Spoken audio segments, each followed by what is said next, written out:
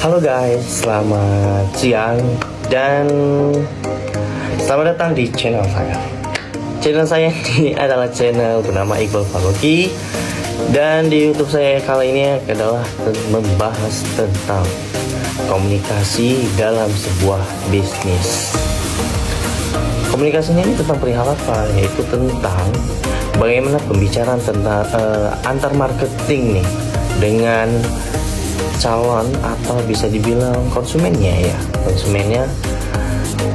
Ini berkaitan, komunikasinya ini berkaitan cara marketingnya dalam sebuah kampus, lebih tepatnya kampus saya gitu. Kampus saya ini sudah berdiri kurang lebih di atas 3 tahun ya, karena dia baru juga, dan baru grand opening tahun 2022 ya, tahun kurang lebih 2022 atau 2023 kan gue panitianya ya. Iya, karena banyak banget di pikiran ya, 2023 tuh awal tuh bulan Februari atau Maret gitu ya awal. Jadi kenapa kita bahas tentang kampus sih? Iya, kita mau bahas tentang si marketingnya gitu, agar kita mengetahui nih omongan marketing bisa dipegang atau enggak nih. Iya. Ngomong-ngomong UCM apa nih? Iya, ngomong UCM ini adalah kesingkatan dari Unggulan Cipta Mandiri, lebih tepatnya Politeknik Unggulan Cipta Mandiri. Kenapa dia hanya Politeknik? Iya, karena sarjana belum ada. Untuk sarjana mungkin akan ada gitu. Dan kali ini kita akan membahas tentang si marketingnya, bagaimana si marketing ini dapat mencapai atau dapat mempengaruhi si calon mahasiswa gitu, agar dia agar dia mau nih gitu. Kenapa saya membahas tentang ini? Karena ini adalah tugas saya dalam TPL atau teknik penulisan laporan saya gitu. Untuk dalam sebuah marketing kita harus membutuhkan komunikasi yang efektif. Kenapa harus komunikasi yang efektif? Kenapa nggak salah-salah aja kita babi bu apa segala macam biar menarik? Gak gitu ya kan. Komunikasi yang efektif adalah kunci sukses dalam berbagai aspek kehidupan, termasuk dalam bisnis pendidikan. Bukan berarti pendidikan itu harus berkaitan dengan bisnis gitu. Ada juga beberapa aspek yang harus kita pikirkan gitu. Politeknik Unggulan Cipta Mandiri atau YCM Medan telah berusaha meningkatkan jumlah calon mahasiswa melalui berbagai strategi komunikasi. Dalam laporan ini mengevaluasi efektivitas komunikasi dalam menarik minat calon mahasiswa serta dampak keberadaan kampus terhadap lingkungan sekitar. Dampak? Iya dong. Jadi dalam mendirikan sebuah bangunan atau usaha atau apapun itu yang berkaitan dengan lingkungan sekitar itu ada dampaknya gitu. Ada yang ingin saya sampaikan, bahwasannya sedikit disclaimer ya, ini hanya tugas saya, bukan berarti menjadi bahan pertimbangan juga nih ketika adik-adik yang ingin kuliah nih. Oh berarti kampusnya seperti ini, tidak gitu. Oh berarti kampusnya seperti ini, tidak gitu. Datang aja langsung gitu, datang langsung dan coba saksikan gitu apa yang menjadi kurangnya dan menjadi laporan saya ini, bahwasannya itu akan menjadi report atau laporan mereka agar menjadi lebih baik gitu, dan juga menjadi agak berguna juga gitu ya kan. Kalau nggak ada saya laporan ini ya gimana ya. Itulah dia, biar ada timbal baliknya saya buat laporan ini gitu. Objek dan populasi nih sedikit saya sampaikan.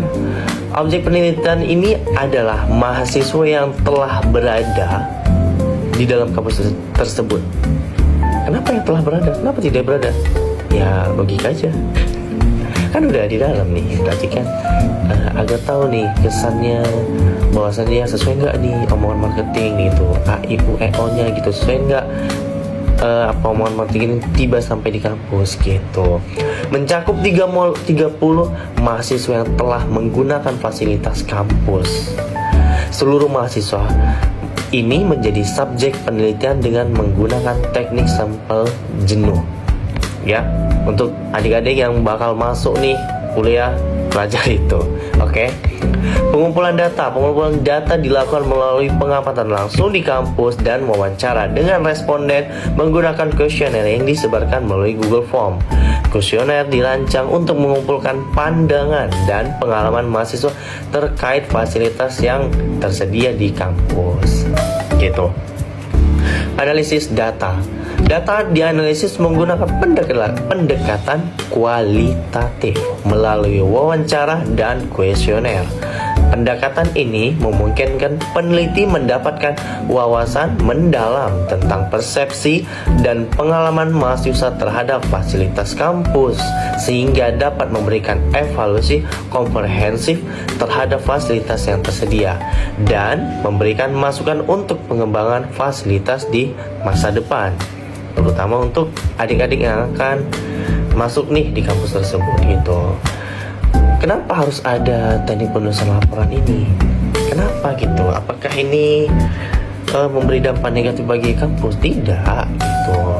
Tujuan penelitian ini yaitu mengevaluasi manfaat Politeknik Unggulan Cipta Mandiri bagi penduduk sekitar dalam sektor pendidikan dan non-pendidikan, termasuk akses pendidikan tinggi, peningkatan kualitas sumber daya manusia, pertumbuhan ekonomi lokal, penciptaan lapangan kerja, dan peningkatan fasilitas umum.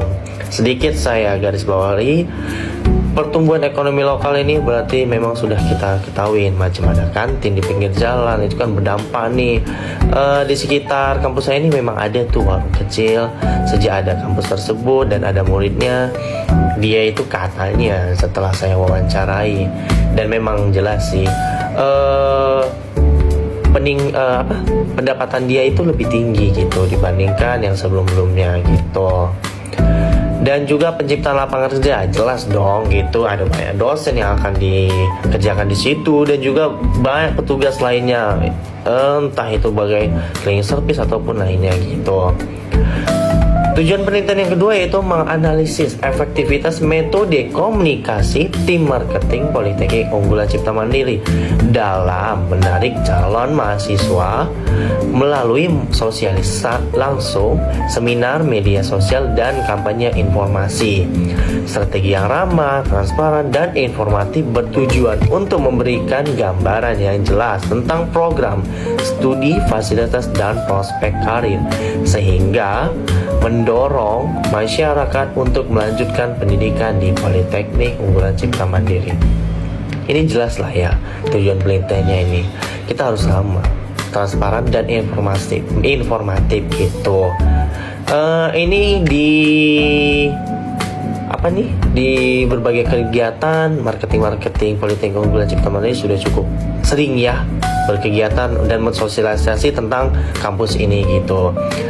Memang agak sedikit kayak agak gamblang ya, UCM gitu. Datang aja kayak jalan bambu 2 gitu. Manfaat penelitian bagi kampus atau akademisi, menambah mahasiswa dan tempat kerja bagi dosen yang ingin mengajar, serta meningkatkan keuntungan baik yayasan maupun non yayasan. Bagi masyarakat sekitar, keberadaan kampus Politeknik Unggulan Cipta Mandiri memberikan dampak positif seperti penciptaan lapangan kerja baru, penggerak ekonomi lokal, dan peningkatan akses pendidikan tinggi.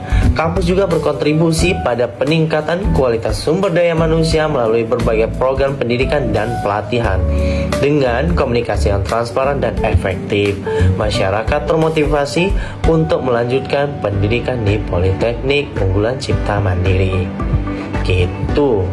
Untuk manfaat penelitiannya mungkin hanya itu saja yang bisa saya sampaikan. Kajian pustaka yang setelah saya ambil ini tentang komunikasi Komunikasi tersendiri memiliki arti, yaitu proses penting dalam kehidupan sehari-hari yang melibatkan pengiriman pesan dari satu pihak ke pihak lain melalui berbagai saluran komunikasi. Menurut Agus M. Harjana tahun 2016, halaman 15, jilid 15, komunikasi dapat dipahami sebagai langkah seseorang dalam menyampaikan pesan kepada orang lain melalui berbagai media komunikasi, diikuti dengan memberikan respon setelah pesan diterima. Sedangkan menurut Deddy Mulyana tahun 2015 jilid 11 menambahkan bahwa komunikasi adalah proses berbagai makna yang terjadi antara dua orang atau lebih melalui perilaku verbal dan nonverbal. Hasil penelitian yang telah saya lakukan yaitu kualitas fasilitas. Mahasiswa merasa bahwa fasilitas di kampus belum memadai. Akan diperbaiki ke depannya, seperti ruang kelas yang terbatas dan akses minim terhadap sumber belajar digital yang menghambat proses pembelajaran. Namun cukup sedikit saya informasikan, bukan berarti yang saya sebutkan ini menghambat ya, seperti yang di awal tadi, menghambat adik-adik atau teman-teman yang ingin berkampus di sini. Dilihat dulu apakah sesuai nih, macam teknik komputer, ada nggak komputernya di situ. Namun untuk zaman sekarang komputer kan seharusnya udah ada laptop gitu. Namun untuk jurusan seperti saya, ketahuan dong. Jurusan seperti saya yaitu jurusan administrasi bisnis, sebenarnya laptop pribadi sih lebih tepatnya. Kenapa kalau misalnya bawa komputer dari situ harus berani, maksudnya berani apa ya, bisa dibilang setiap semester tuh datanya tuh bakal diperbarui gitu. Jadi ya otomatis hapus gitu. Jadi dilihat dulu secara langsung. Untuk yang kedua, strategi komunikasi yang dilakukan tim pemasaran dianggap kurang efektif dalam menarik minat calon mahasiswa. Informasi mengenai program studi dan keunggulan kampus tidak tersampaikan dengan baik. Bisa jadi.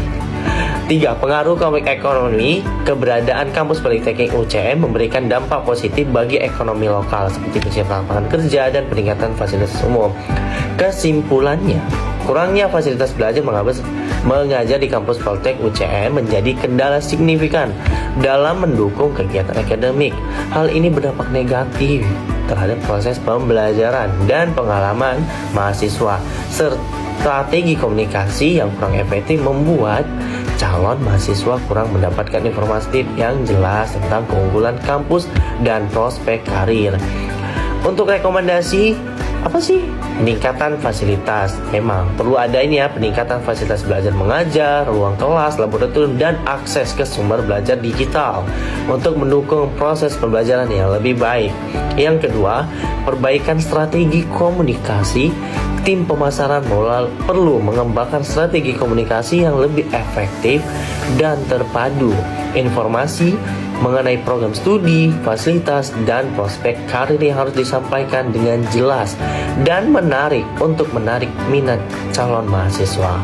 Laporan ini diharapkan dapat memberikan pemahaman yang lebih baik tentang persepsi mahasiswa terhadap fasilitas kampus unggulan Cipta Mandiri di Medan, serta memberikan wawasan berharga bagi pengembangan atau perbaikan fasilitas di masa yang akan datang.